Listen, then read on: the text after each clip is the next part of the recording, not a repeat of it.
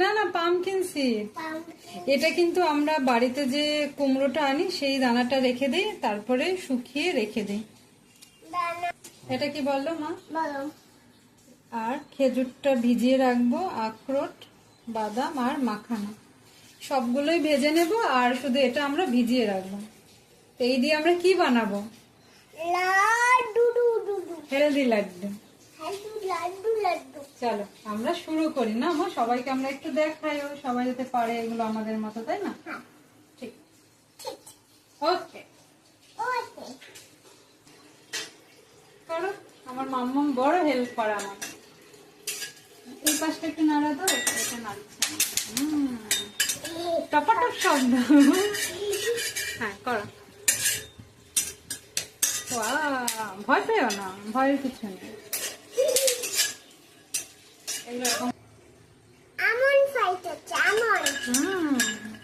এটাও একটু fry fry হবে। বাবাই বলো, এটা হলো মাখানা ফ্রাই করছে। মাখানা কিভাবে? চামচে নাড়িয়ে যদি তবে তাহলে ফ্রাই হয়ে যায়। ওকে, বাদামগুলো এরকম ভেজে নেবো একটু, তাই না মা? তুমি কি খাচ্ছ? খাও। খেজুর বাদ দিয়ে সবকিছু ভেজে নিলাম।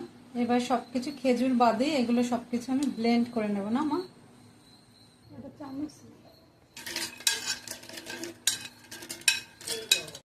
এটা কিন্তু ছাতু হিসাবে আমরা বাচ্চাদের জন্য রেখে দিতে পারি, ফ্রিজে রাখতে হবে অবশ্যই।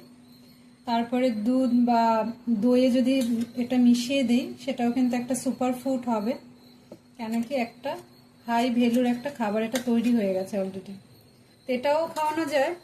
আর আমি আজকে যেটা করব, এর সাথে খানিকটা খেজুর মিক্স করে আবার ব্লেন্ড করব। এটা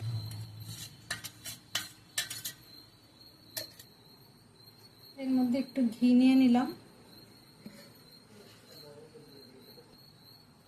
আর নিয়ে নেব একটু মধু। খেজুর যেহেতু নিয়েছি, মিষ্টি এমনিতেই হয়ে যাবে। তোমার কেমন হচ্ছে লাড্ডু?